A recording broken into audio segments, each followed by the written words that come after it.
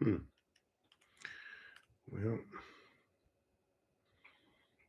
that's crazy.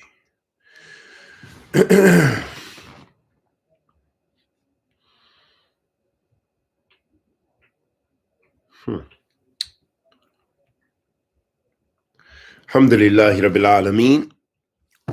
Wa sallallahu wa sallam ala nabiyyina Muhammad wa ala alihi wa sahbihi wa sallam.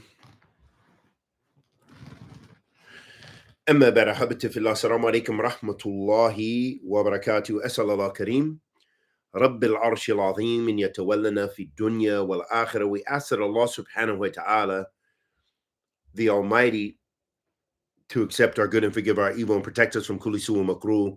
Bless us with ikhlas, wa thabat ala sunnah nabi sallallahu alayhi wa sallam. May Allah forgive us, have mercy upon our souls, and strengthen us in Iman, Islam, taqwa, piety, sabr, ilm, and hikmah. Ahabati fillah, continue on in our study. Continuing our study in Usool Sunnah by Imam Ahmad, rahmatullahi alayhi, rahmatin wasi'ah. We reached in a very important issue, the mas'ala of Tabd'ee, or declaring someone to be an innovator regarding those people who belittle the Sahabah, radiyallahu ta'ala anhum ajma'in. And we know that this is an important usul of Ahl-Sunnah, and actually Imam Ahmad had mentioned it earlier in the treatise about the status of the Sahaba, radiyallahu ta'ala anhum. Now he mentions the issue of belittling them and how that contradicts the usul of Ahl-Sunnah, how this goes against the asl, the foundation of Ahl-Sunnati wal Jama'ah. So it's very important. And really, the more we get into this fantastic treatise, it just, you see the excellent tartib that Imam Ahmad had. And so this makes me want to go back to some of the books of the Salaf and just kind of look and analyze and learn and see the different tartib, because they're obviously the books are not all written the same. And maybe on another occasion we can talk about that. So anyhow, Imam Ahmad in this section, Tabd'ee man anqas ahadin min sahabati Rasul sallallahu alayhi wa sallam. So he says, declaring to be an innovator, the one who belittles any of the companions of the Prophet sallallahu alayhi wa sallam, radiyallahu ta'ala anhum ajma'in. So the Imam Ahmad, he says, whoever belittles one of the companions of the Messenger of Allah sallallahu alayhi wa sallam, radiyallahu ta'ala anhum ajma'in, or hates them, either because of something the companion did or by mentioning his shortcomings, then he is an innovator until he makes supplication for all of the companions, meaning to say, radiyallahu ta'ala anhum, asking Allah to bestow his mercy upon them, and his heart does not contain any negative feelings towards them. Sheikh Rabi' al-Madkhali, hafidhullah ta'ala, he mentions in regards to this point, he says, this is from the foundation or the fundamental principles of Ahl-Sunnah. It is not permissible to belittle any companions of the Prophet Muhammad sallallahu alaihi wasallam by mentioning any of their faults or any event that may have taken place. Unfortunately, these people, the Khawarij, the Rafida, take the religion, the companions, and the Islamic beliefs very lightly. A person belittles the prophets and the companions, declares them to be disbelievers, accuses them of hypocrisy, declares the general body of the Muslims to be disbelievers, and this person is called a leader, a scholar of the Ummah, according to whom? So, of course, Sheikh Rabi' in his ta'liqat is going to go hard in the paint, so to speak, against Ahl Bid'ah wa Ilhad wa Zandaqa. And so you see here the Sheikh is mentioning and going hard on the Rafida Shia, because their creed, their actual belief system is predicated on belittling the Sahaba, cursing the Sahaba, takfeer Sahaba, radiyallahu ta'ala anhum ajma'in. You see the difference in not just methodology, but in creed and aqidah. And this is why there is no reconciliation. They need to take shahada. And that's why we make takfir of them, they make takfir of us. It's just that simple. And with that being the case, their whole religion is built on, foundation principles of worshiping. They have imams that they worship, they say they're infallible, grave worship, all kind of things. And they believe in their system, where I'll take exception where Sheikh Rabi said that they take their Islamic beliefs. Maybe they take true Islamic beliefs lightly, yes, but they take their beliefs very seriously. They die for their beliefs. They fight for their beliefs. Those people are willing to die and kill for their ideology and their system, Hezbollah fighters to a greater or lesser extent. The other Rafida, they will kill Ahl-Sunnah. They will readily, they may attack other, attack disbelievers as well, but they focus their energy, as they have throughout history, with killing the Sunnis. Even if, you'll find occasions they'll flame up, like the Houthis now in a political, showing their political solidarity with Philistine, they're disrupting world shipping routes. But when you analyze these things on a high level, you'll see these are sort of smoke screens. They're a proxy of Iran, and they claim, but they're not sending boatloads of Houthis to go in Philistine. They're not going to necessarily target Israel directly. Likewise, Lebanon with the Hezbollah. So yes, they're sort of like bees that sting, like a bee goes and stings an elephant or something like this.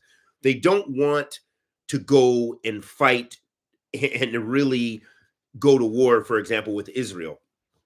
And there's a lot of things, without getting into all the political discourse, and even during the time of the Syrian civil war, and with ISIS, Daesh, and some of the other, and Al-Qaeda, Nusra, and all of these other groups, a lot of them takfiri groups. And then there was the liberal groups as well who were fighting. It's just a majmur of people.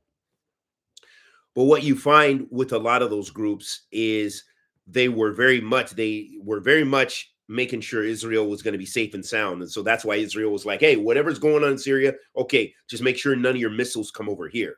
And it was well documented, and I use this in my research, and this is my last tangent on this. When ISIS, they fired some rockets, and I think a rocket or something, maybe one or a couple, may have landed in Israel. And they literally said, hey, kind of sorry. And Israel said, hey, don't let it happen again. This was documented stuff, because you found how safe Israel was, but yet all the conflict was right there on the border in Syria. Syria was a mess. So you can see the way of the takfiri Khawarij, and even the Rafida Shia, they share this in common, where they, as the Prophet alayhi salatu wasalam mentions specifically about the Khawarij, yaqtuluna ahl Islam wa yatrakuna ahl Othan, that they leave the people, that they kill the Muslims, they kill the people of the Qibla, they keep the people of Islam, and they leave off the people of Othan, of polytheism. So you can really see that if you go deep into the political, give it political analysis, which is not our maqsad here, but this gives you a little bit of indication of the Rafida. And it also gives you a little bit of contemporary mawqif with Ahl-Sunnah now, with what's going on in Philistine, that, a lot of the smoke screens of the people, who make their claims about fighting there and this and that and the other, and you see none of them, none of these so-called groups, taking up arms or doing anything. They don't want to make Israel. Everyone is really afraid of really going and having that conflict escalate, which we should be fearful of escalation. Obviously, we don't need World War III, but at the same time, you can see the political rhetoric, and you can see the ideologies, how they work together. Ikhwan Muslimin, Hamas, which is very a political organization. With the Ikhwan al-Muslimin, they have their military branch, they have their ideological branch and their political branch, and they, for them, it's no problem to ta'awun with the Rafida, which is exactly perfectly the ideology of Ikhwan al-Muslimin, in that they, let's excuse one another, and we'll work together in where we disagree. And so this was the point of mentioning that. And we see this, and we see how the people get so excited. Oh gosh, Hamas is so nice. Oh, Hamas is such a hero. Oh, Hamas. No, Hamas is really a big a big reason for the slaughter that we've witnessed today. So how are they going to stand before Allah, no matter how many people are cheerleaders for them and think they're heroes? Do you think the average Palestinian, how many, 30,000 maybe, that have been killed right now, and I don't know how those numbers, if they're conservative or what, how many are decimated, how Philistine is just like just a pile of rocks, a lot of it. What is going to be the overall outcome? And are Hamas going to arise as those heroes, or what? Because of their actions, which stung the elephant. La hawla wa la quwwata illa billah. So anyhow, ala kulli hal, the Rafida are, we see their i'tiqad, and their i'tiqad is predicated and built upon the cursing and belittling and takfir of the Sahabah, of most of the Sahabah, radiyallahu ta'ala anhum ajma'in, except for the bloodline of the Prophet alayhi salatu wassalam. And you'll see their hypocrisy. And he goes on to mention, he says, is it according to those who want to bring revolution to the ummah, returning it to its glory? These people are not to be entrusted with the religion of Allah. Rather, they are grouped with the Rafida. That is because they defend the creed of the Rafida, al-ilhad, zandaqa, hypocrisy and misguidance, and they defend the books that contain these criminal beliefs. Rather, they even make allegiance and disassociation based upon these books. These people are not to be trusted with the religion of Allah. They have no value. It is obligatory that they be grouped with the Rafida and the other sects of misguidance. In addition to that, they should be opposed, refuted, and battled against with harshness, because these people have deceived and wasted the Muslim youth, pulverizing them with deception, treachery, and dishonesty. So he's talking about, in fact, and this book was written way ahead, but it's actually, you could see where groups like Hamas and others kind of fit under that category. This is from a very nice, neutral type analysis. How look at the devastation of Philistine is just one example of many, and it's ongoing as we speak. This is the religion of Allah and the Aqeedah of As-Sunnah. These people claim to be from As-Sunnah, saying, we are As-Sunnati wal Jama'ah. We respond to them saying, but As-Sunnah are in one valley while you are in another. Every time we are in a valley, we find you we find you all in another valley with the people of innovation and desires. Every time we tread a path from the paths of the people of the Sunnah, we find you all in another trail, defending the people of innovation and misguidance. By Allah, they have established principles and methodologies and incited the entire dunya in order to protect the people of innovation. How can these people be from Ahl Sunnah? They are to be grouped with the likes of the Rafida, the people of misguidance and innovation, even if they claim to be against the Rafida. We do not believe them, nor do we trust the likes of these people with our children. Nowadays, our children are studying in schools and universities, being taught and cultivated by such people of innovation. Where they raise them upon corruption, misguidance, and waste, they are distancing the Muslim youth from the methodology of the people of the Sunnah. Unfortunately, the youth follow these deceitful ones who play games with the intellect of these youth, who give them blind allegiance and trust. That what's really fascinating is because a lot of times we don't really think of these issues, in that even our Muslim schools and so forth, you'll find the alliances and the allegiances of a lot of the people who are in authority, and what's being taught in those schools. You will find that more often than not, they're aiding the people of innovation. And for them, it would be easy to be soft with the Rafida. They're going to herald them.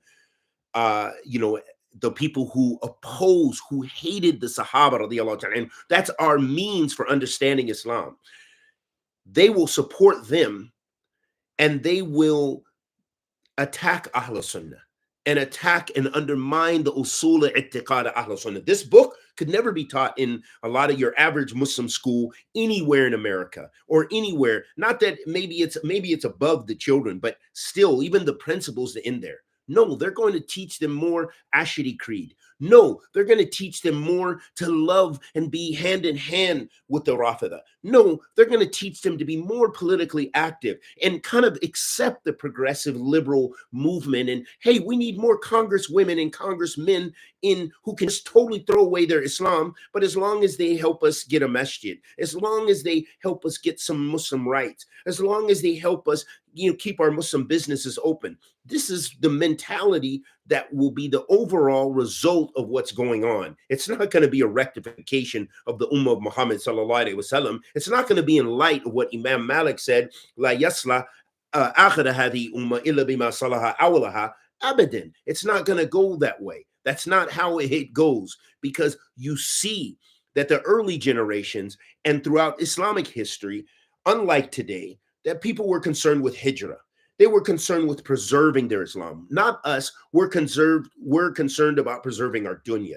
We are concerned about getting a better piece of the American pie, a better piece of the Canadian pie, a better piece of the Britain crown. So that way we have more jewels. We have more dunya. We can have more representation. We don't care about Islamic representation anymore. We want more Pakistani representation in parliament. We want more Indian mayors. We need more Palestinian representatives in Congress so we can have an Arab congressional bloc.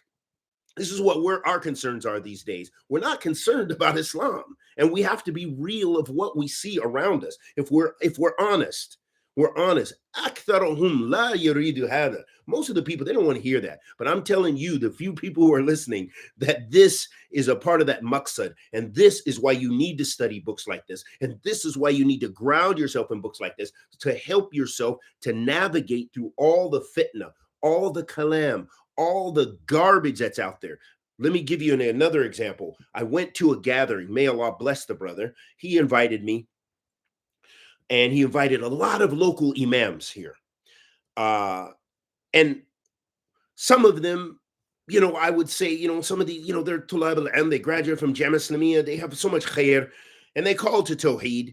But I felt like an alien there, because when I saw, and there's a major Ashari that's from here and another Ashari imam from another country, and they, everybody was there. And then they, start of course, the topic of Philistine.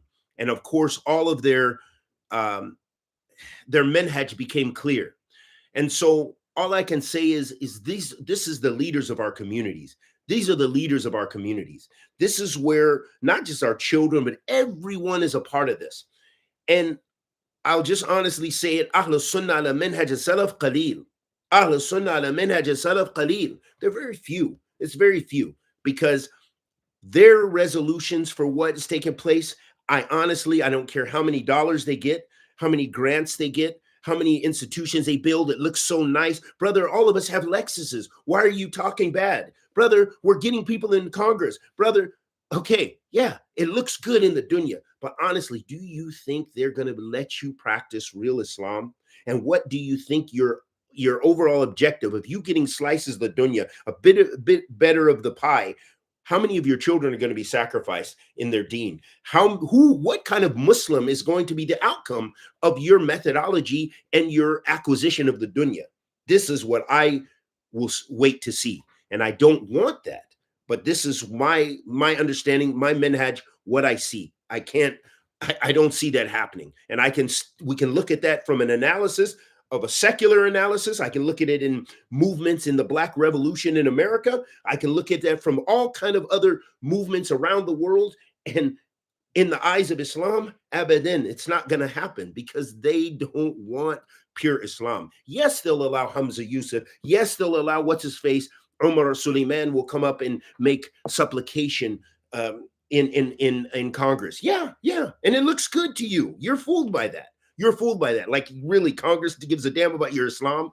Do you think that? Do you think that you're really going to make Islamic gains, yeah, you can have a few institutions, you can have some masajid, you can have a Benz, you can have a Lexus, you can have some other power, you can have some wealth, but you better come into line. You better accept homosexuality. You better be transgression or transnational or transsexual. You better do it all. You better be the whole alphabet. You can't even start with LGBTQ. You got to get the whole dang alphabet, and that's what you'll have to accept. If you think you won't have to, shuf, look, watch. What did the Prophet ﷺ say? Let tattabi'una sunnah min kana qablakum. You'll follow the ways of the people who came before you. So this is the grave danger. This is the grave danger, and this is kind of what Sheikh Rabi' is making a little ishara towards. He says, as for the statement of Al-Imam Ahmad, whoever belittles one of the companions of the Messenger, sallallahu alaihi wasallam, or hates him for something he did, even if it has been established that a particular companion has fallen into a mistake, do not mention this mistake. Do not look down upon this companion, radiyallahu ta'ala anhum ajma'in, by mentioning this. Rather, say that he is a mujtahid, meaning he sought out the truth, and for him is a single reward, even with a mistake. This is the methodology of Ahl-Sunnah. Whatever difference that took place between the companions, radiyallahu ta'ala anhum ajma'in, they all exerted effort to attain the truth. They were mujtahidun. However, much of what is ascribed to them are lies or has even been distorted, changed, or exaggerated. As Shaykh al-Islam ibn Taymiyyah rahimahullah ta'ala mentioned, as for that which has been authentically reported in terms of their mistakes, it is only like a drop of water in an ocean, pertaining to all of the good they have done. As for his good deeds, he's talking about maybe a single Sahabi, radiyallahu ta'ala anhum ajma'in, then a date that a companion gives in charity is better than the mountain of Uhud that you spend in gold. Imagine you spend the likes of the mountain of Uhud in gold, while a companion gives a handful of barley or half a handful, and it's better than what you did. So it shows us the position and status of the Sahabah Rasul, sallallahu alaihi wasallam, radiyallahu ta'ala anhum ajma'in. This also shows us why we don't belittle the Sahabah Rasul, sallallahu alaihi wasallam, radiyallahu ta'ala anhum ajma'in. We don't belittle them. We don't attack them. We don't need to use them as examples. We've got to be careful about that, because that happens. It happens. And people do it not in to mention something negative about them, but we just have to be cautious. Their status is a high status. Their status is not infallibility. They're not perfect. They're not worship. We don't worship them. We don't say no. And our asl is we're following the path of the Prophet alayhi salatu wasalam. Hada huwa. But the Prophet alayhi salatu wasalam also said, alaykum bi sunnati wa sunnati khulafa rashidin al-mahdin. It's upon you my sunnah and the sunnah of the rightly guided Khulafa Rashidin, meaning Abu Bakr, Umar, Uthman, wa Ali, radiyallahu ta'ala anhum ajma'in. So that also lets us know the high status and why we cannot. And that's why what I would say, if nothing else that we gain from this lesson, is don't sit with people who speak ill of the Sahaba. Even if they talk about one, if they start talking about Muawiyah, radiyallahu ta'ala anhu, if they talk, whoever they talk about, change the subject, correct them, leave from them, do something. But don't be interacting with them, nor take knowledge from those people. Those people are sick in the heart. They have a methodology, غير sunnah, غير سبيل sunnah, غير سبيل المؤمنين. They have a manhaj, a methodology, which is other than the sunnah, it's other than Ahl Sunnah, and it's other than the path of the believers. وَإِيَّاذًا بِاللَّهِ وَإِيَّاكُمْ مِنْ ذَلِكَ. He says, this charity with the law is better than the mountain of Uhud and the rest of the mountains of this world. If you were to gather mountains worth of charity, it would not be equal to a handful of the charity of one of the messenger's companions, radiyallahu ta'ala anhum ajma'in. Therefore, it is a must that we respect them and recognize their lofty levels that they have with Allah, who has made the charity that is spent by one of the tabi'een not even worth a handful or half a handful of the charity of a single companion, radiyallahu ta'ala anhum ajma'in. So what about you? What about these people that belittle the companions, have not honored them in the least, have not recognized their level, rather they mock their level and take it lightly? The one who defends these types of people, they also have not recognized the level of the companions, radiyallahu ta'ala anhum ajma'in, because they did not They would not take those who curse and insult the companions of the Messenger, sallallahu alaihi wasallam, as friends and protectors. They publish and print books that curse the companions of the Messenger, sallallahu alaihi wasallam, radiyallahu ta'ala anhum ajma'in, disseminating them all over. They even defend and get angry for these books while continually saying, "We are Ahlul Sunnati wal Jama'ah." No, by Allah. No, by Allah. No, by Allah, the people of the Sunnah are no doubt free from these types of people. So here, Sheikh Rabi' very rightfully so planted a flag between Ahl Sunnah, a barrier. Hey, this is the flag of Ahl Sunnah. These are the foundations of Ahl Sunnah. This is the manhaj of Ahl Sunnah. This is the madhab of the Salaf. Here's our flag. Bow. We love the Sahabah to Rasul sallallahu alaihi wasallam. They were the carriers of the religion of Allah subhanahu wa ta'ala. They are the ru'us salaf. They are the heads of the Salaf Salih, ridwanullahi alayhim. Antum, you, O mubtadi'ah, O people who claim, O people who shame, O people who defame, all of you, nahnu ba'id minkum. We're far from you. A'udhu billah wa iyyakum min ha'ula'i dalal. We're way away from these people of misguidance and dalal. Wa iyadun billah wa iyyakum min ha'ula'i. He goes on to mention the next mas'ala Imam Ahmad mentions. He says, Tafsir al-Nifaq. Tafsir al-Nifaq. The explanation of hypocrisy. He says, hypocrisy is disbelief.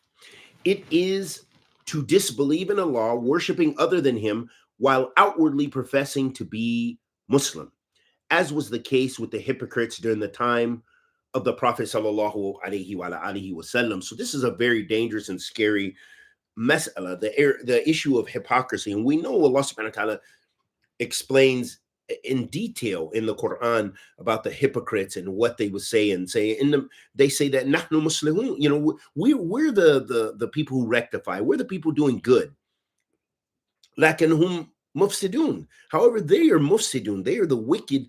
They spread evil through the earth. And they claim Islam, wa iyadun billah wa iyyakum min dhalik, why they don't even believe in Islam. Oh Allah, please protect our hearts from this. Ameen ya Rabbil Alameen. So the Shaykh, he goes on to define, he says, hypocrisy is to outwardly profess Islam while inwardly concealing disbelief, whether or not the person worships other than Allah or does not worship other than Allah. It may be possible that the person is a zindiq, a heretic, misguided hypocrite who does not worship Allah or other than Allah, such as the communist who outwardly professes al-Islam but inwardly hide disbelief. Whether he worships other than Allah or does not worship other than Allah, he is still a hypocrite if he conceals his disbelief and outwardly professes al-Islam. That which must be considered is the actual definition of a hypocrite: to conceal disbelief while outwardly professing Islam, while lying, hiding, and pretending the entire time, or seeking protection through the declaration of faith. Many people even say that they are from Ahlul Sunnati wal Jama'ah while being an innovator in reality. This person conceals innovation but openly claims to be from the people of the Sunnah. This is a type of hypocrisy. This is not hypocrite. This person is not a disbeliever. Okay, understand that. These people take as their friends and close associates the people of innovation. They conceal their bid'ah and still say they are people from the Sunnah. The indication of this is that they turn to the people of innovation and derive methodologies to protect them. We, as Muslims, seek youth who are intelligent, whose allegiance is completely to Allah and His Messenger and to the believers. And at the top of them are the companions of the Prophet sallallahu alaihi wasallam, radiyallahu ta'ala anhum ajma'in. As we said before, Sahabah to Rasul sallallahu alaihi wasallam, radiyallahu ta'ala anhum ajma'in, are ru'us salaf.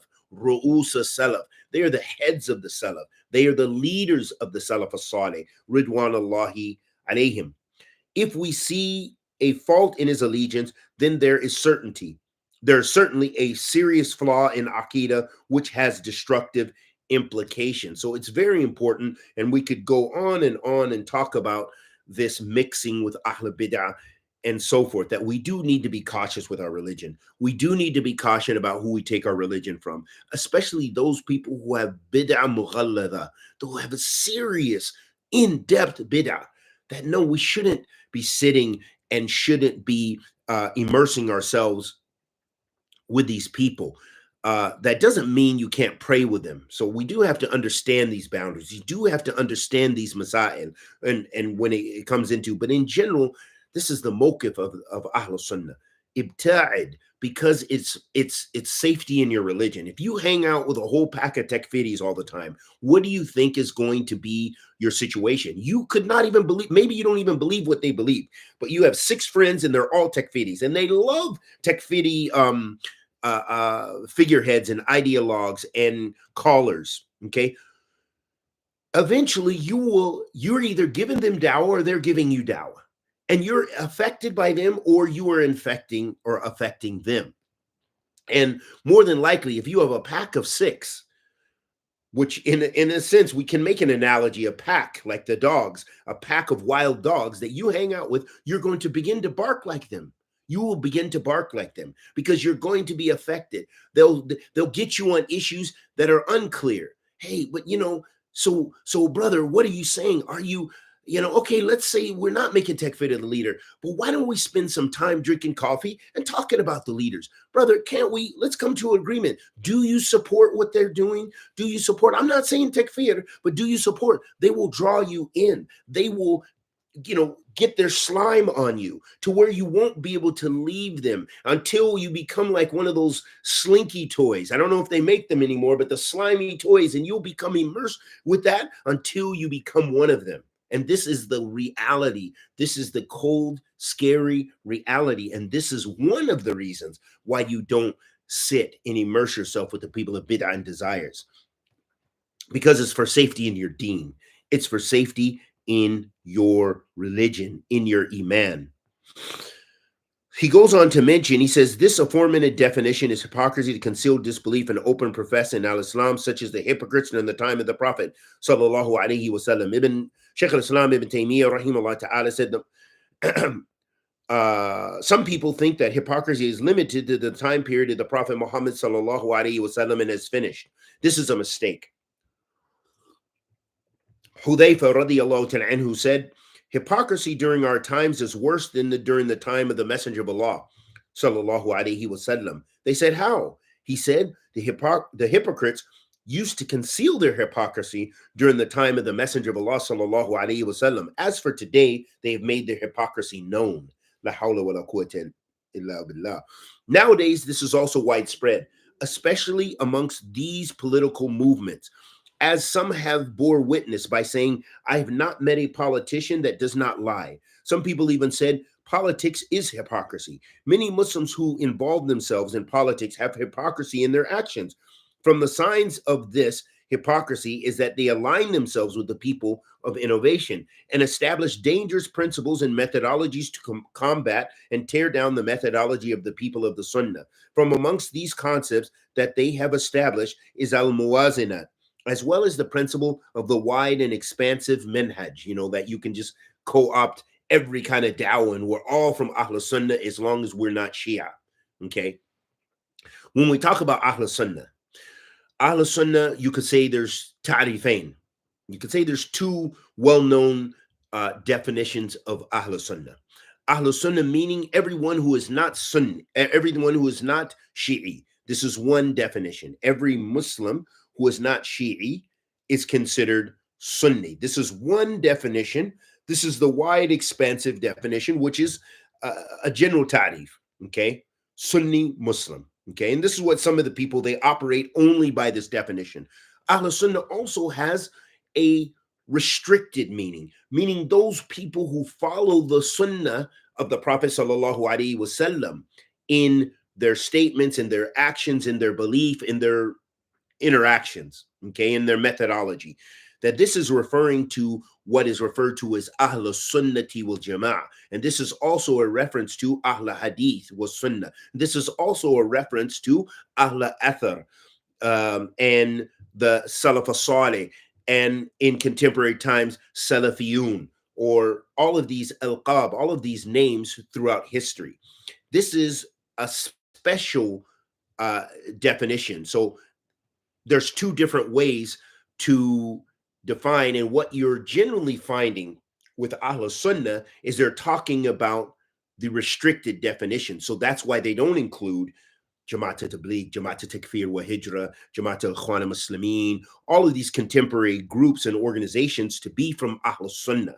Yes, they are not Shia. So they're Sunni in the general, a general sense, but they are not in this specific sense, meaning Ahl-Sunnah, Ahl-Tamassuk bi Sunnah, people on the minhaj and methodology of the Sunnah. So this is a difference, just so we have some clarity in it, so that the people know and understand this mas'ala. The next mas'ala that he brings up, which is super important, and this is a serious minhajiyya issue here. This is like a serious pillar and foundation of the minhaj and methodology of the Salaf al-Salih, of the minhaj of the Salaf, of the minhaj of Ahl Sunnati wal Jama'ah. And this is where a lot of us can go astray and become weak in this. And may Allah help us and forgive us and protect us from this. He says, Taslim lin-nusus wa in lam ta'lam tafsiriha. He says, submitting to the text, meaning the Quran and the Sunnah, even if we don't know all the intricate details of their meanings. So Imam Ahmad goes on to say, he says, as for the narrations that have come and the statement of the Prophet Muhammad sallallahu alaihi wasallam, there are three characteristics. Whoever possesses all of them is a hypocrite. This wording is understood as strict and stern speech, but we still narrate them as they have come without explaining them. So one of the things you find Imam Ahmad and some of the A'imma that they do is they will mention these texts without going into detail. That, hey, khalas, the Prophet sallallahu alaihi wasallam said this, boom. And this is in order, you could say, to to emphasize the seriousness of the matter, and to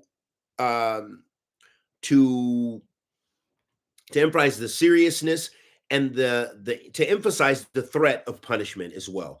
That, hey, this is something you need to be concerned about. You need to, because then when you start to explain it away, you can fall into making the issue lighter.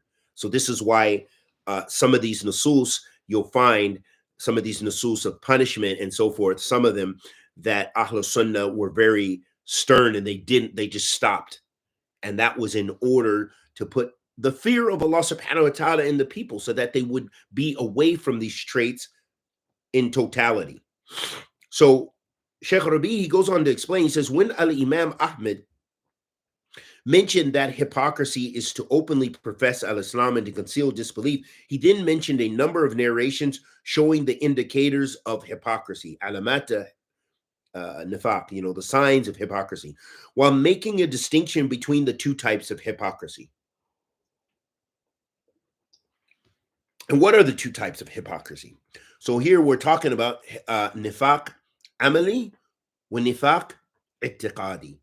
Nifaq amali wa nifaq i'tiqadi. And that means nifaq amali, this has to do with hypocritical actions. And like, for example, in the hadith we mentioned, where the Prophet alayhi salatu wasalam mentioned three traits, those were all deal with amali.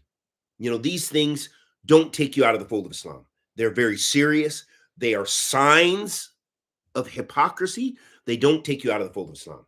So we say the nifaq amali, the hypocrisy that deals with your actions, does not take you out of the fold of Islam, but it's serious. These are major sins. You need to check yourself. As we say, check yourself before you wreck yourself. Hypocrisy, nifaq i'tiqadi, this takes you out of the fold of Islam. Why? Because it has to do with your creed. It has to do with your aqidah. That's why it's called i'tiqadi, or i'tiqadi. So here the Sheikh is talking about and highlighting this. He's going to explain in detail now. He says, then mention a number of narrations showing the indicators of hypocrisy, while making a distinction between the two types of hypocrisy. The Prophet ﷺ did not intend by these words that they are hypocrites in terms of their beliefs. I'tiqadi, beliefs, creed. In that they disbelieve in Allah, the angels, the books, the messengers, and the day of judgment, the pillars of Iman. Rather, what is intended is that they possess a characteristic from the traits of the hypocrites. Okay? So that's where we distinguish between the two. That's why we don't say, oh, he lied, he's outside the fold of Islam. Oh, he broke his contract, he's outside the fold of Islam. No, we say this is a trait of hypocrisy. This is negative. This is a major sin. This is similar to, this is what those pure hypocrites do. This is a trait of them, but it doesn't mean this person is out of the fold of Islam. Very, very important, because sometimes people read those nusus if they haven't studied, and then they will, come up and start making takfir of everybody around them for mistakes that they made or sins that they do. He said the Prophet ﷺ did not intend that.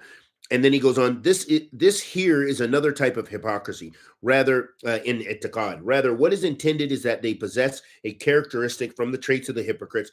The scholars have referred to this type of hypocrisy as active hypocrisy. As the Prophet ﷺ mentioned, there are three characteristics. Whoever possesses all of them is a hypocrite. When he lies, he speaks. When he breaks his promise, and he betrays when he is entrusted. In another narration, when he disputes, he is immoral. And when he makes a contract, he betrays. And this is in Bukhari, in Muslim. So it shows us those are serious traits and things that we all need to be aware of, be aware of, and beware of. We need to be cautious and work on our conduct and our character, and make sure that we fulfill our promises. Make sure that we're not lying. Make sure that we're not cheating people.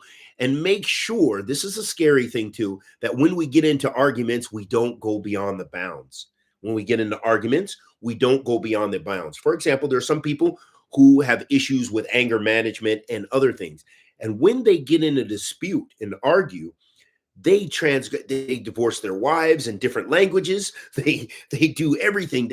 Maybe they're violent, and so forth. Maybe the person did do an infraction to them, but the whole dunya comes down when they do. And this is something we all have to work on, to make sure that we don't tajawuz al-had, that we don't cause a greater harm and a greater sin because of our disputing. Now, let's talk about this in a way that some of you can identify with, in that, for example, there are some people who might be scholarly, or they might be students of knowledge, or they might be du'at that you take knowledge from or something. And if you speak about them, you do a refutation of them, the whole dunya comes apart. They have to come back at you in 78 different ways, 78 different videos.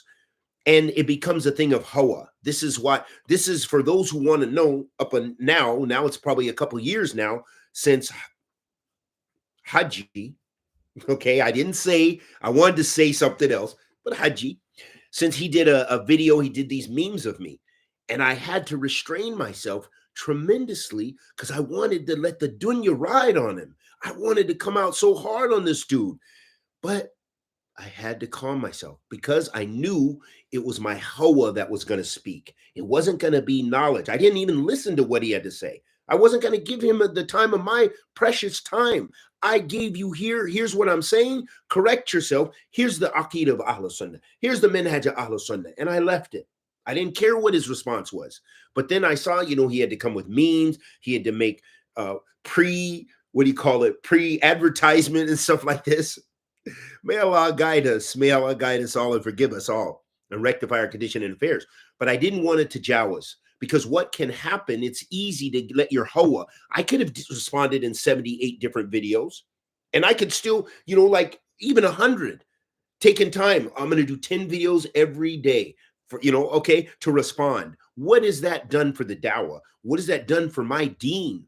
And am I falling under that hadith? Because what you'll find a lot of people will become so personal, and they will go. So the person made mistakes regarding their honor.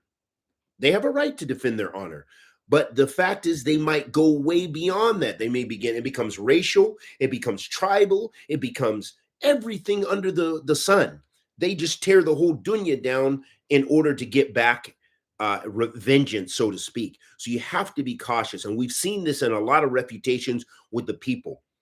We've seen it a lot in the West. We've seen it in the East. We've seen it even, unfortunately, sometimes among scholars. One scholar, makes some points that might need to be corrected. The other scholar has to respond. And then he's responding way severe.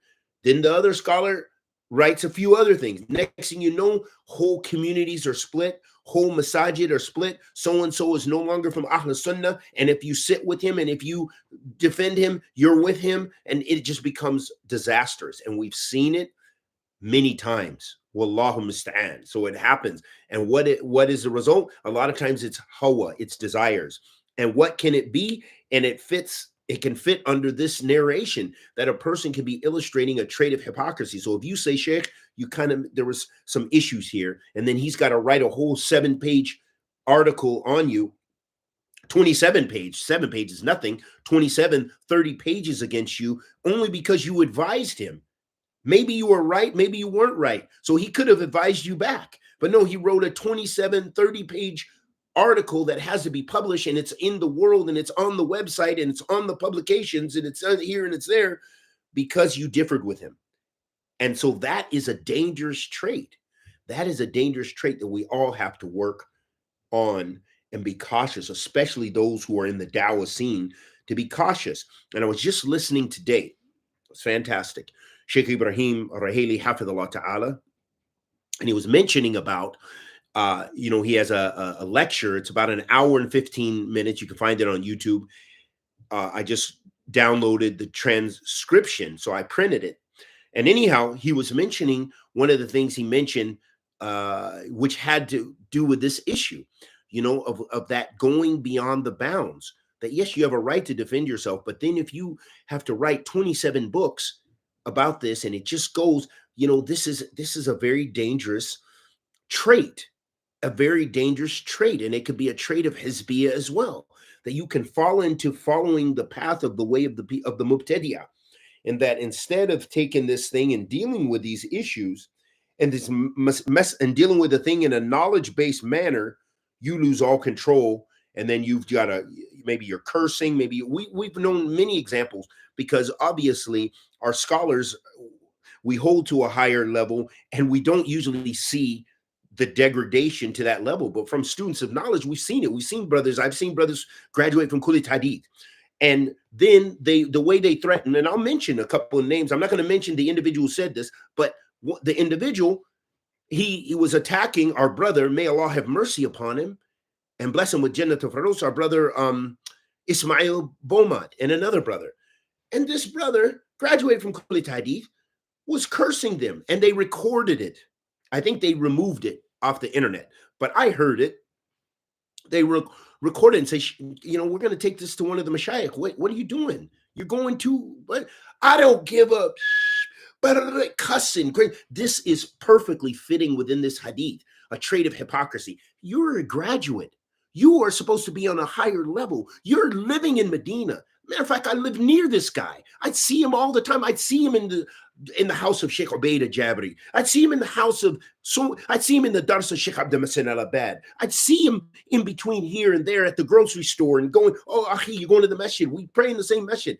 And I hear this man's tongue. How evil, how easy. All those books got thrown out. I'm sure he has a huge maktaba. I'm sure he had a following for a minute, but Allah did disgrace him. May Allah guide us in him.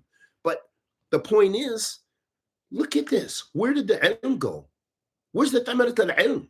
And that's why I'm saying it's a dangerous thing that can befall the people even who adhere to knowledge if they're Hoa, because no one is free from Hoa.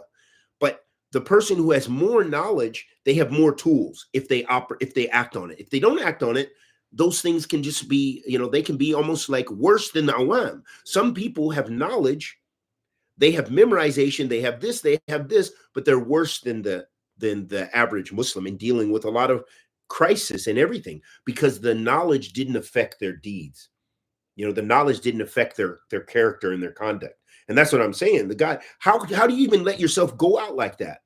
That you're going to be recorded and you're cursing and saying the most evil, I'm going to F you up. I don't care if it's in the haram. I'm going to do this. Sheikh Tahir, he had guys threatening him in the haram as well.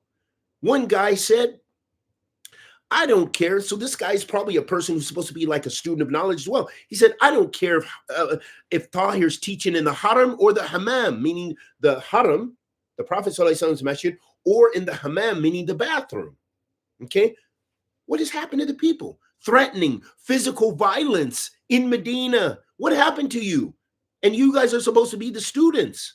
What's going on? Something happened. So you see that truly al-amal thamarat al-ilm. Al-amal thamarat al-ilm. That deeds are the fruits of your knowledge. And we do need to, you need to be reforming your character. We need to reform our character. And we haven't, a lot of us, we have many, many shortcomings. La hawla wa la quwwata illa billah. May Allah forgive us and guide us. And the main thing, we don't want to have these traits of the hypocrites. And that's why that's a hard hitting narration. The Prophet ﷺ said, when he disputes, he is immoral. And when he makes a contract, he betrays. There are people who even have yantasib al-ilm, and this is not a time to, I'm sitting here to talk about the people of knowledge or people, who strove to gain knowledge, but I'm showing that this relationship that we need to practice our knowledge. May Allah forgive us and guide us all. That, when it comes to business contract, he's the worst. Or when it comes to the behavior and the conduct and the speech, he's the worst. He curses the most. He behaves the worst. This is very serious. We gotta watch ourselves. May Allah help us and forgive us. These are called the signs of hypocrisy. Hypocrisy and actions, which we said is nifaq amali. They do not necessarily possess inward disbelief, although it is possible. It is possible, but that's not the hukum on them. Because of this, the Messenger ﷺ said, whoever has these characteristics, he is a complete hypocrite, meaning if you possess all of those traits. So if you got to be careful, because there are some people who do have all those traits. You can think of individuals you've dealt with who are Muslim, and they could have the most beautiful, shortest thobe and the most handsome beard, looking Jameel, looking Sunni, and all this other beautiful things, but he possessed all those traits. You can't do any business with this guy. He'll steal your money. You can't believe a word that comes out of this man's mouth because he lies every time. And I know I met a particular individual, I won't say. He stole my money. He stole other people's money in Medina. In Medina. La hawla wa la quwwata illa billah. Some of the people know him. And he stole, he lied, he hid, and la hawla wa la quwwata illa billah. Who knows what his status is? Hopefully he's Muslim still, and hopefully la hawla wa la quwwata illa billah. So you got to be careful. You have to be careful of these wicked traits of hypocrisy.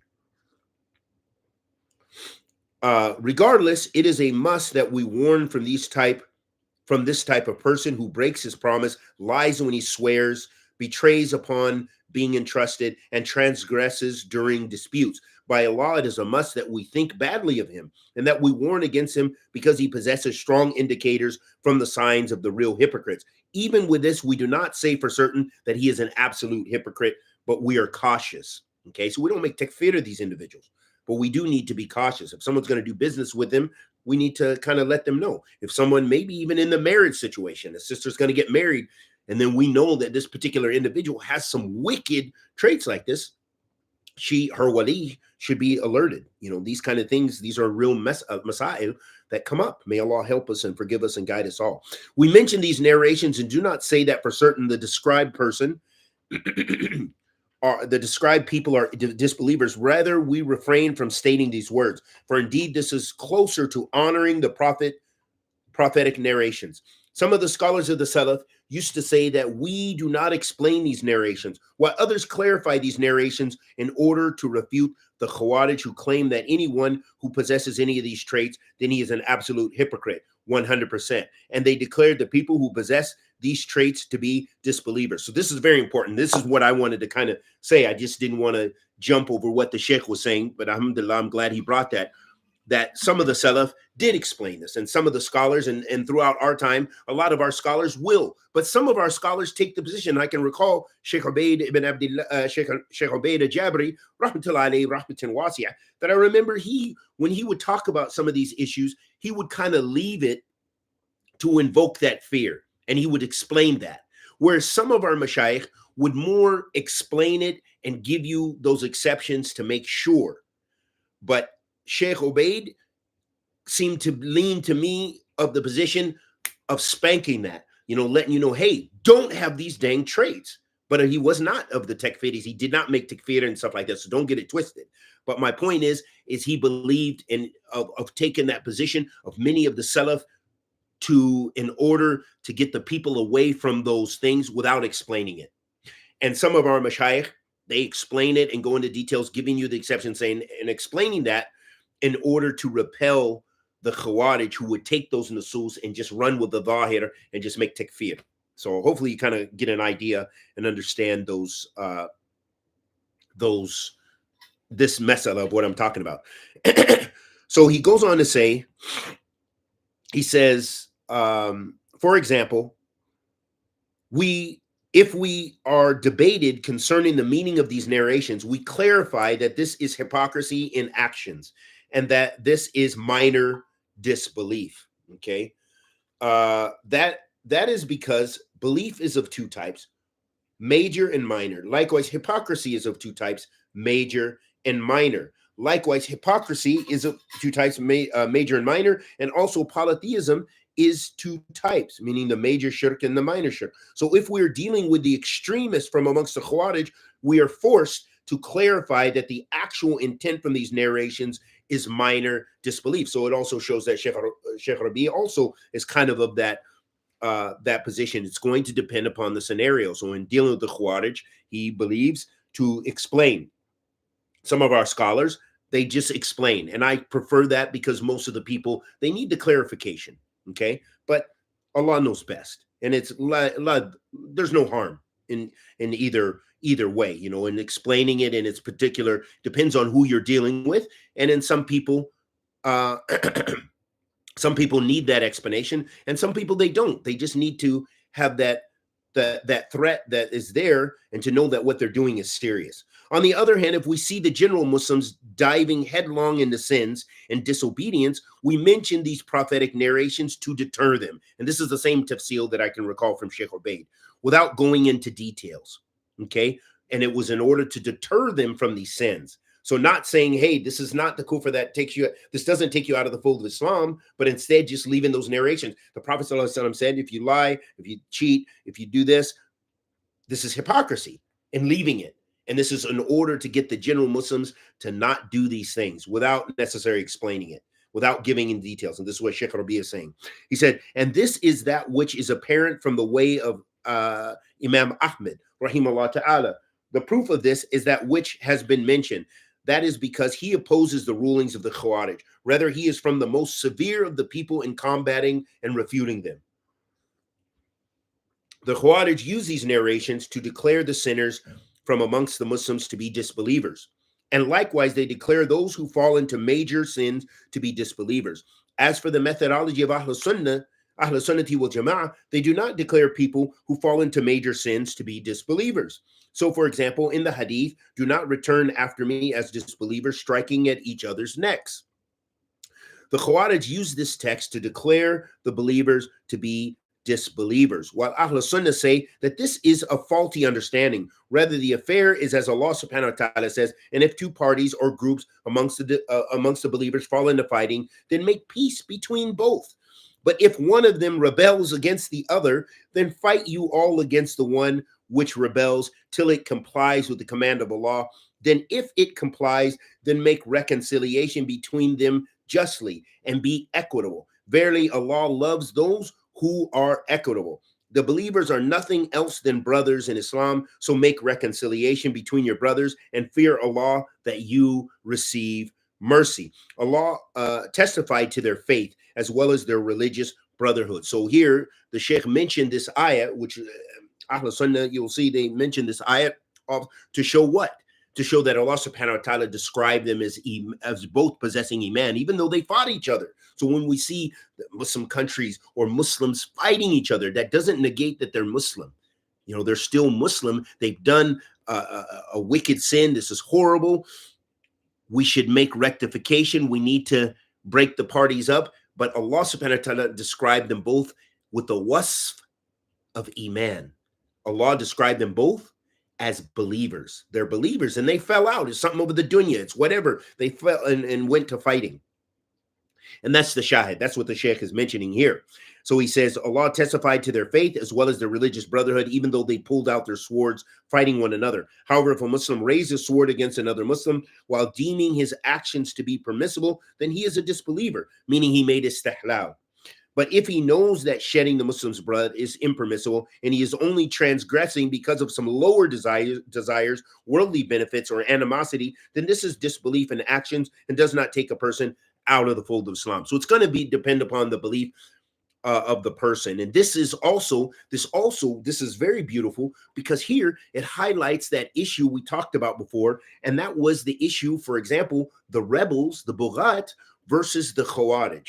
The Khawarij, and this is why some of the Salaf, some of the probably more so the latter day from the Salaf, and then some of the other scholars throughout history made takfir of the Khawarij because of this, because they said that they, because they're doing i'tiqadiyan. They believe that they're coming closer to Allah, and that they make takfir of other Muslims. And this is a type of istihlal. This is making that which is unlawful to be lawful, meaning the blood of the Muslims. So from this wajh, as well as the other nusus, that some of the scholars made takfir of the Khawarij for this. And those fighting for worldly things, two Muslims, they get in a fight. Boom, boom, they're banging it out. This is evil. This is horrible. But they're still in the fold of Islam. Maybe they're fighting over dunya. What did you say? Akhi, you stole my money. Akhi, you lied about me. And they got in a fight, which is horrible. But again, that doesn't negate their iman. Okay, it doesn't take their iman totally. So this is very important. And I couldn't help but think, because I know a situation I remember, rahmatullahi alayhi, rahmatin wasi, our beloved brother to us, and he was an elder, and there was actually a fight in the masjid, I remember, when we were all new Muslims, more or less. And another beloved brother to me, he was involved in this. And basically what happened, there was a particular guy, and I don't know if he was a hypocrite. So he was a Rasta. He became Muslim. I don't know if he was out of ignorance, or he just wanted to have a place to sleep, because we used to have our masjid open. Where you could just come in at night. There used to be brothers that were kind of homeless. They didn't have jobs, so they would sleep in the masjid. We used to run it like that. And for more tafsir, you can listen to our lecture with Sheikh Fahim Mujahid when I did the podcast with him, because that's how he liked to run the community. So that's how we ran our masjid. That was one of the only few masajid there. It was a predominantly revert, and we used to allow the doors to be open 24 hours. Hey, you need a place to sleep? Come sleep in the masjid. So I remember we came early Fajr once, and this guy, Jamaican kid, he was listening to Bob Marley when we came in. We came in and Bob Marley's jamming, So, he found that refuge, and I can't remember if it was this particular incident, but my beloved got into a fight with him. Okay, was getting him out of the masjid, and it just escalated. And this guy did the wrong thing. He struck my brother. And no, this brother is not the kind of brother you strike and you think it's going to ever ride. It's not riding. So they got into it, but the space was limited. So the Rasta got a couple shots in, or the Jamaican, or, maybe he was, I don't know, whatever happened to him after that. He got a couple shots in and we broke it up. But my brother was not going to let that slide. Okay, so they fought. And I remember this elder, may Allah have mercy upon him, and he quoted this ayat. And he said, if they fight, he says, what does Allah say? Kill him, kill him. So he was going with his translation. He was just like, kill him. It's done. Let's do it. And so anyway, we got this guy out. And then my brother followed him, and I followed my brother after in my vehicle. And he caught him about 2 blocks later, beat him down in the street. The point is, why did I mention that? I'm not sure, but it just made me smile when I mentioned that ayat, because that was the understanding. And here was a situation that we really had the Muslims fighting in the masjid, wallahu musta'an. And I'm sure some of you have seen these situations, unfortunately, happen.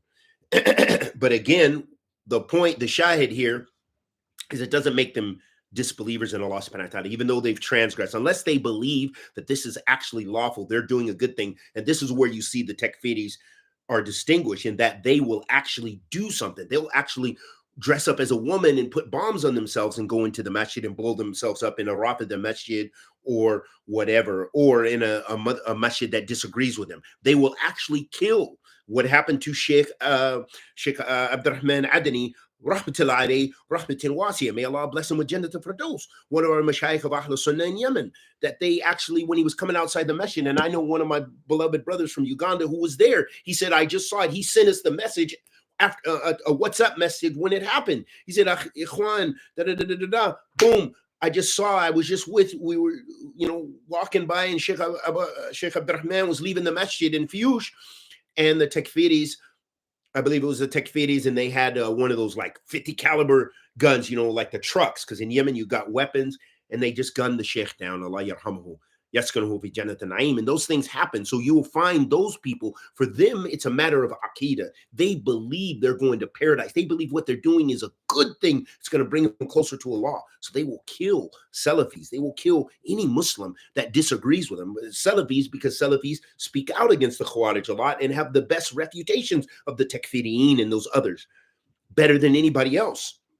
So you'll find often that those extremists, and actually what happened to Sheikh Jamil Rahman, or Sheikh Muqbil wrote about him in the Afghan jihad, that they killed him, the Qutbists, the kind of the Khwani Sururi type people of that methodology and persuasion, because they didn't like, for them, Wahhabi, they didn't like that. They would rather have Ashari Sufis, Deobandis to fight with and others, but they do not like Salafis, so they killed him.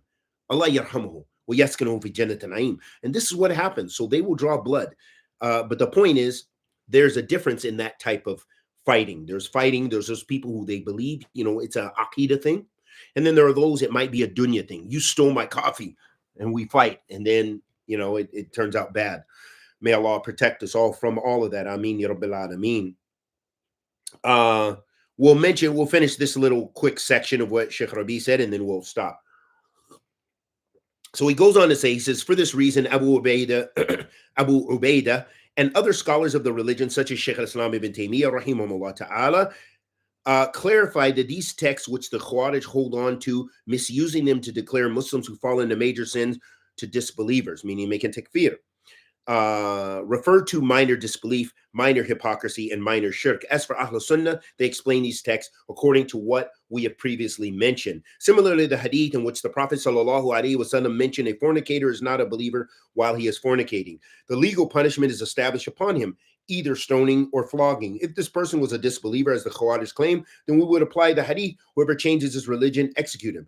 The ruling that would apply to him would be execution. He is asked to repent, and if not, he is executed as an apostate, not as a legal punishment, not as a had, which would be an expiation for a Muslim sinner. Also, the thief's hand is cut off. So he's mentioned in all those things, which we talked about in the previous lesson. As Allah subhanahu wa ta'ala says, cut off the right hand of the thief, male or female.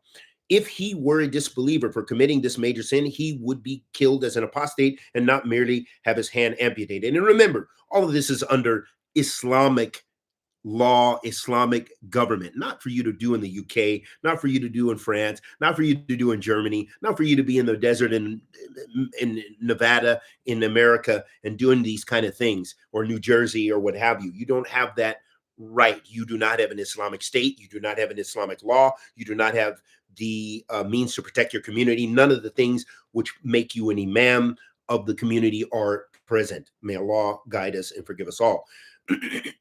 The Islamic legislation is be taken in its totality, gathering between two texts. May Allah bless you all. As for those who have deviation in their hearts, they follow that which is not clear, seeking fitna and its hidden meanings, as Allah subhanahu wa ta'ala says. As for Ahl-Sunnah, we hold on to the clear text and return the ambiguous text to those which are clear, the muhkam. So we take the mutashabih and we apply, get our understanding from the muhkam. Okay, so these texts are unclear. Ahl-Sunnah gather them and return the unclear to that which is clear. Unlike the Khawarij and others from the people of innovation, such as the Murji'ah, the Mu'tazila, and other than them, they place disagreement between the narrations. They will hold on to an unclear mutashabih, using it to establish an innovation and declaring the Muslims to be disbelievers. So this is the case with all the people of bid'ah and desires. They build their their aqidah and their methodology based on the mutashabih. And the Sheikh, he mentioned some other things, but it's all in light of what we've said.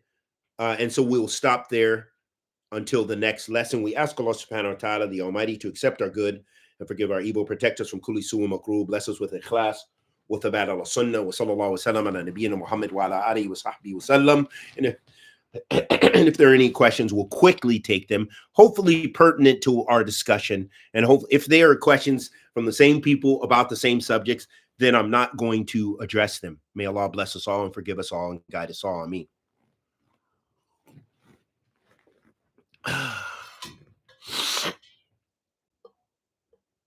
Wa alaikum salam rahmatullahi wa barakatuh from Birmingham. Hopefully I don't know if that's Birmingham, Alabama or Birmingham in the UK, but I hope to visit both of them, inshallah, one day. Wa alaikum salam rahmatullahi wa barakatuh. Naam. Naam.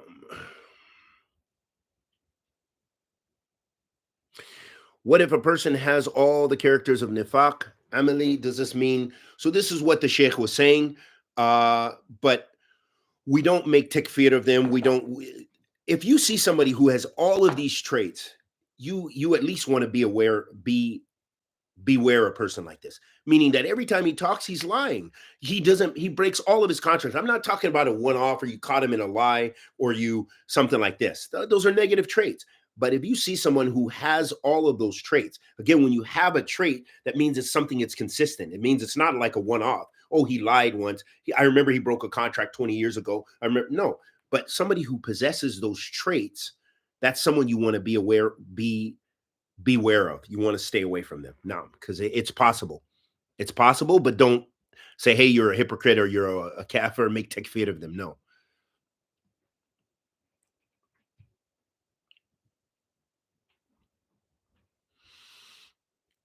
How does one not take things personally and not speak from desires?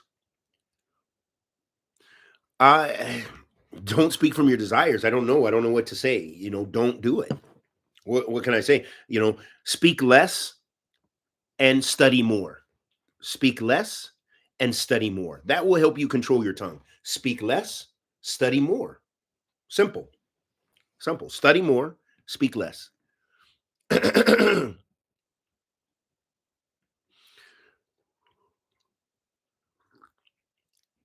How does one exhibit the best character and manners when dealing with laypersons and non-Muslims? Dealing with them as everyone else. The Prophet ﷺ said, "Ma min shay'in adkhulu fi mizan al-mu'min yawm al-qiyamah min husn al-khulq wa inna Allaha yubghidu al-fahish al-badi." There isn't a thing that weighs heavier on the scale of a believer than good manners, and verily Allah hates wicked and sinful speech.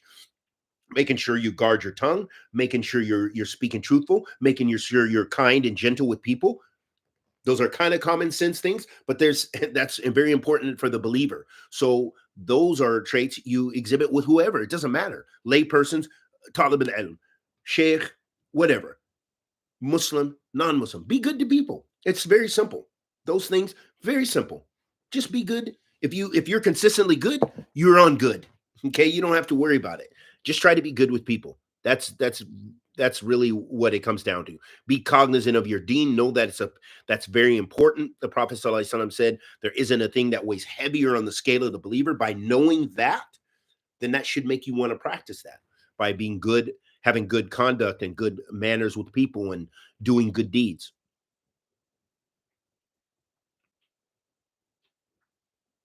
If someone detects a major type of hypocrisy in himself, is it over for him? No, it's not. Should he repeat the shahada? No.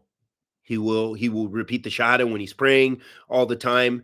He's making dhikr to Allah subhanahu wa ta'ala. No, but he should not listen to the waswas of the shaitan. He should not listen to the waswas of the shaitan. He should make tawbah if he's done a sin, and he should remove that sin from his life. If he finds that he lies, then he needs to work on his lying, cleaning up that, making tawbah to Allah for lying and cleaning up it and say, hey, man, I almost caught myself lying again. Let me clean it up. So make his istighfar and clean it up. Should a Muslim always be happy about himself? No, not and most certain that he will earn paradise by Allah's will. A Muslim should be should strive to get to paradise. They should be hopeful for the paradise of Allah subhanahu wa ta'ala, and they should be aware of their sins and try to be, cognizant and try to leave off sins.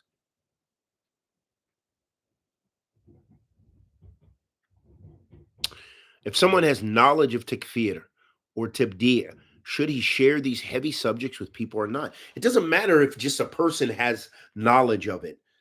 Are the people that are listening to him or whatever, are they knowledgeable about it? So that means you don't bring every subject to everybody. Everyone is not at the same level in what they need to be taught and what they need to focus on in their growth in Islam. So you don't, a new Muslim, okay, he just took a shahada, so I'm going to sit down with him his third day and say, Akhi, we need to get on these dawabit to takfir now.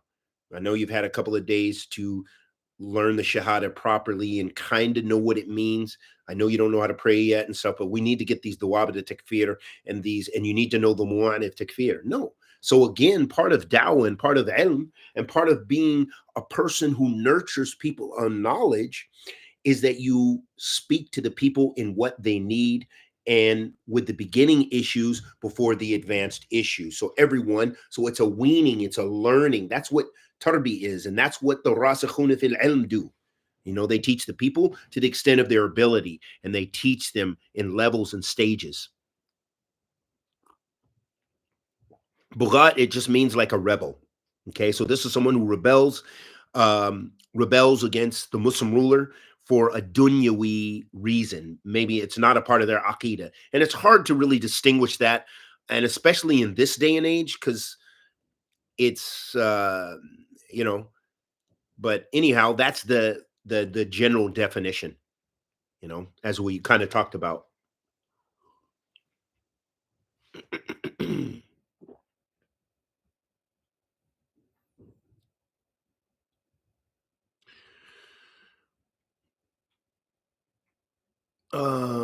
If someone is battling belief and disbelief, as I made some short clips about how to, work on your iman and what to say if someone is battling these things. A lot of times it's waswas. And as the Prophet sallallahu alaihi wasallam said, say one of the easiest things you can do is say amantu billahi wa rasuli. I believe in Allah and His Messenger, and keep mashing, keep pushing. So, if someone has other issues, these are mental health issues like OCD and things like this. You can deal with some of those things with reading the Quran and stuff. That can help you. But if you have really serious impairment or dementia or issues, then a person needs to get psychological help. And I've said this many times before. If someone, every time they do anything, they're worried, did I disbelieve? I just drank coffee. Oh my gosh, I'm a kafir. Oh no, I don't have the lid of my coffee. Man, that's hypocrisy. I must be a liar. I lied to myself. If someone is going through every heavyweight things like this, then they probably need to look at other forms of help. But like I said this yesterday. Get your Husn Muslim. You can download it for free on the internet and start reading and memorizing some of those du'as and those adhkar. And if you need other help, then you do need to go beyond that, as I mentioned. What's Islam's view on nationalism and patriotism? Is celebrating a national holiday of a country permissible? For example, Saudi National Day. So the scholars have mentioned about the national day. And again, some of those things, I guess, when it comes to defining those things, it's going to also depend on your extent. So, for example, if I say, hey, I'm an American and I'm happy that I'm an American or whatever, that really isn't, I guess, patriotism or anything that's a problem. Shar'an. I'm from Saudi Arabia, I'm from America, I'm from Ethiopia, and I love my country and this and that and the other or whatever. But what is usually referred when we're talking about nationalism, we're talking about someone who takes that above Islam, that is their primary identity. They're Saudi first and Muslim later. They're Somali first and then Islam secondary. This is where it's a problem, and it could actually be disbelief. So it's going to really depend on, again, when we talk about these things in a very general sense, I think it's it doesn't do it justice for the topic. You know, the nationalism in general. For example, the nationalism of the Nation of Islam would be a good example for us in our context. That this they for them their nationalist their national identity as African Americans is more important than their religious belief, and their religious belief is outside the fold of Islam anyway. So they have a dual dual kufrism, you know, unfortunately, because of the extreme their extreme nationalism. Okay, but if you are, for example, you have, you know, I don't know how to put that in any other perspective. So now, hopefully, that you kind of understand that. As far as the Saudi National Day, no, that's not permissible, but it is what it is. Is it permissible to go on a judge trial whether a non-mahram woman appropriate attire and fitna in general? Is it permissible to go in a jug at a trail? I don't know what that is. What? Oh, a jog. Okay. Is it permissible to go jogging on a trail? If I don't know what to say on that, you know.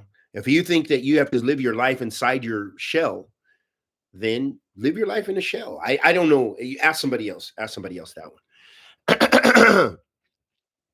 Are we allowed to go to the gym? This has been answered a million times. That you shouldn't. It's mixing. There's no. It's not a necessity. You know, going to the gym's not going like going to the mall. The mall, you may need to go in there to get your thing. You have to go get your buy your clothes. You may have to go do this thing. You're going for a maqsid. You're going for the maqsid to try to get in shape, but it's not a necessity. You could get in shape in other ways. That's not something necessity, which is a haja that you absolutely need. Whereas going to the mall and other places which are mixed, going to the supermarket, you have a haja. You have to go shopping. So you might see a girl in a dang thong in there, and you might see a mini skirt. It's just the way it is. And you just lower your gaze for Allah as much as you can. Have you reconciled free will and qadr? Big issues. I have a whole video. I have videos on it, so you can look that up. Look it up from someone from As-Sunnah, and you'll get into more details, because it's not something you know you're gonna give a 1 minute thing on that, you know. But I think it's very important, if you really want to know, to go and look in depth. And there's some good books also in English on this subject. I think Sheikh Jabali and others have written pretty extensive, really nice books about the qadr of Allah subhanahu wa ta'ala. And there's probably many more now, but make sure it's from reputable people. Someone labels it Ahl Sunnah, Medkhali, or bootlicker, or jammy, or scholars for dollars. Do we label them as innovators? Yes, they are mubtadi'ah. They are mubtadi'ah. And I've done videos about those kind of things and people making those alqab, you know. Will you be having another beneficial sitting? Inshallah. I hope so. I plan on. I want to eat some food, and then Asr is coming up. So, and I actually wanted to go breathe air, but I don't think I'll be able to. Will you, how is major and minor hypocrisy of the people battled? So it's just like with any kind of sins and stuff, that you avoid it. So anything that's a negative trait, do the opposite. That's it. It's not a complex mathematical formula. If the Prophet ﷺ warned us, which is that a part of that, a sign of hypocrisy, not to lie. Don't lie. Don't lie. If he told us not to cheat, don't cheat. He told us not to break contracts, don't break your contracts. It's really that simple. So you've got to make jihad an-nafs. You've got to fight your own desires, which might lend you to doing that. Check yourself before you wreck yourself, as we said. So if you find yourself, you're about to lie, you have some situation, you have a contract and you know you're going to break it, don't do it. Don't enter the contract. Now,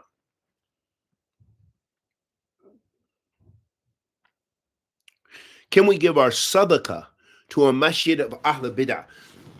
So if you are doing something and you're aiding people of Bid'ah, no, this is not good. Rather, there are so many needy Muslims who have no particular ideology or something. So no, you shouldn't. You should give the masjid and support the places of the Sunnah, and you should give your money to the fuqara and the masakin, the people who need it. There are Muslim, there are non-Muslim, there are all kind of people who are needy. You can go right outside your house probably and find it. You can get on your thing, on your phone.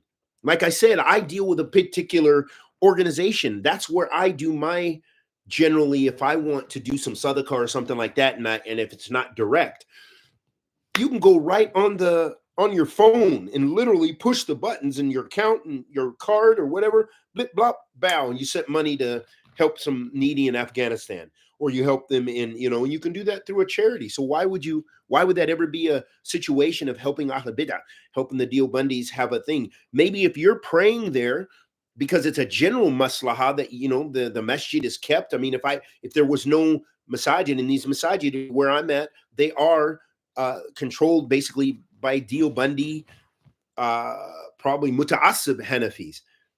What can I do? So, I mean, I don't give them money anyway, but if I do need them as well, because there's a greater maslaha. There is, otherwise there's no masajid here. There would be no masajid in this city. Then I wouldn't be able to pray a lot of prayers unless I'm over on the other side of the water, half hour away, if it wasn't for these local masajids. So there is a need to pray there. So that's going to depend on a lot of things. But in general, you don't want to aid something, you definitely don't want to aid, oh, they have a nice Sufi speaker coming, I'm going to help aid this. Oh, I think I'll send my money to help Hamza Yusuf's organization or his, Zaytuna Institute. No, you don't want to be any part of that. So it's better to distinguish and be far away from that generally. Give it, Ahlul Sunnah needs money. Ahlul Sunnah, matter of fact, if you look at how many students of knowledge that are not even really hardly teaching anymore because they can't afford to teach. They have to work jobs and doing all kind of things. Why wouldn't you support that instead? So that they could put on lectures that could benefit a lot of people based on the book and the Sunnah. Or when we try to start institute, nobody wants to support it. Why would you give money to Ahl Bid'ah when you could help people of the Sunnah establish institutes, establish this, doing good, printing books? I know brothers, they just printed books. Sheikh Ustad Najib, he just printed his own book. Support him. Buy that book. You'll get some beneficial knowledge, a nice translation, and support him. Okay? But I don't know why we're not thinking like that. And if we don't think like that, what do you think when all of when Ahl Bid'ah, they got they're banked in. Look at how Ahl Bid'ah, they got it. They're building institutes. People get upset. Oh, why are you doing a lecture there? Because they have a building. We don't even have a dang toothbrush hardly. I got a miswak that I need to throw away, and this is what we got. But they got buildings. They got institutes. They got places they can send their speakers around. We can't even afford to give the khutbah. People want me to give a khutbah in a city 40 miles away. That means my gas. It means my time. It means my preparation. Okay, it's great. Fi sabilillah, naam. But how much can we afford to do that? How much impact can we really make? Do not think dawah can be established truly without money. You got to have it. What do you think? Do you think Saudi Arabia got to do the fadl that they got without the fadl of Allah subhanahu wa ta'ala through that petrol, through that bank? How do you think the dawah is bankrolled that a lot of us know about Aqidah, that these kind of books are printed and printed free? It's through money. It's through money. It wasn't just, it just fell out of the sky. No, it takes money. It takes money to get the dawah popping, to get the dawah spreading. If you don't have that, it's not going to, hopefully, bi-idhnillah, some other means, Allah, but it just doesn't, that's not really the sunnah of Allah subhanahu wa ta'ala. You need to bankroll what you're trying to do, those efforts. If I want to get athari going again, and I want to do it strong, but it's going to take this. I can't do it right now. I can't even think about it on my own. So I have to wait to, if I can in the future, if there's good in it, then I will bankroll it. If I can't, it just was a dream that just didn't come true. Alhamdulillah. Allah has something better. So that's why we don't have a lot of Salafi institutes, Salafi Marakis. Alhamdulillah, I like what Ustad Abdurrahman Hassan is doing. He's obviously got something though. It's not just he just lives in the Emirates. He's got something that supports him to be able to do dawah, to do high-tech videos, to go in to do research. All that takes, you got to be bankrolled. You got to have a support team to make your videos nice, to do this, to do the technology. When you do it all yourself, it's limited. It's very limited unless you got this. So it takes money to get dawah going. Understand that. I want people to understand that. I want people to understand that if you're going to go away and study, you got to think about some of those things too. A lot of us never thought about that. We thought it was just going to come, you come back and maybe you'd have some help, or you'd find, or you weren't even thinking about that. We just thought we're going to do dawah, but it doesn't happen. You're very limited. You're very limited if you don't have resources. And that's why you find now people are asking for donations. I don't like that, but it's kind of, sometimes you have to. You see that they they have the Patreon, they have this, they do this, we do the GoFundMes, we sell courses. Why? Because it has to be funded. We're not living in Damaj. We don't live in Yemen. We don't live in Saudi Arabia, where we have a Muslim government that helps support, for us to be professors in universities, get nice salaries, and be teaching in the Prophet ﷺ's masjid, and probably get maybe something from that. Some of the scholars, Allah has favored them also with wealth. Imam bin Baz, he didn't care about that. He used to give away tons, but that means you had to get something to be able to give something. You understand? So that allows for your scholars to just focus on teaching. They don't have to worry about, well, I've got to do another job outside the university. No, they can go teach and teach and teach and give fatwa and keep everything popping. And that's beautiful. That's what we need. So I think in the future, people from As-Sunnah will have to think about that in the future, or they will just continually to have rundown communities, not really having much effect, until maybe those are signs of the hour, that it just Ahl Bid'ah will reign. And then after Ahl Bid'ah will reign, the communities will get worse and worse and worse until, kufr and shirk reigns. And those are the signs of the hour. Maybe that's it. But I don't think we should be negative and pessimistic and give up. But you got to think about it. It takes bank to do the things you want to do. Absolutely. Can you give in the name of that? Can you give the name? The organization that I use, okay, it's not I just recently saw that they had a few people on there that I don't respect, but they're my go-to. And it's in the UK. I think it's in Croydon, or it's somewhere in the UK. And they're called something ukcharity.org. What are they called? They're called Crisis Aid charity.org, something like this. And with that, make sure, because there's also a name very similar that's actually a Christian organization. Be careful. Make sure it's the Muslim one. So you go onto their website. So if you type in Crisis Aid, crisaiduk.org, you'll find, and you can navigate and make sure it's the Muslim one. That's where that's my go-to. I just go there, and I'm not worried about, I don't care if they're Salafi. No, they are giving money on my behalf for the sake of Allah subhanahu wa ta'ala. They are doing their job, and they seem to have a good reach. And if you research them, they seem to be not one that takes a lot of overhead, for the people in the charity. So that, they seem trustworthy. So that's why I use. Now, then I'm sure there's plenty of others.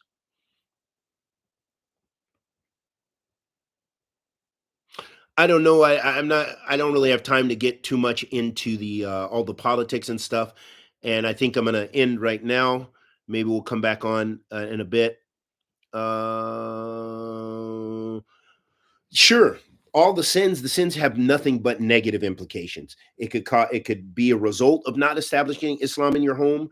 It could be the result of establishing sins in your home. There's it's all has nothing but negative effects and negative effects upon you in every single way. And yes, the calamities and the disasters in one's life is due to sins. And in the Muslim world, it's due to sins. Now, and we ask Allah subhanahu wa ta'ala, the Almighty, to accept our good and forgive our evil. Subhanaka Allahumma wa bihamdika. Ashhadu an la ilaha illa anta astaghfiruka wa atubu ilaik. Assalamu alaikum wa rahmatullahi wa barakatuh.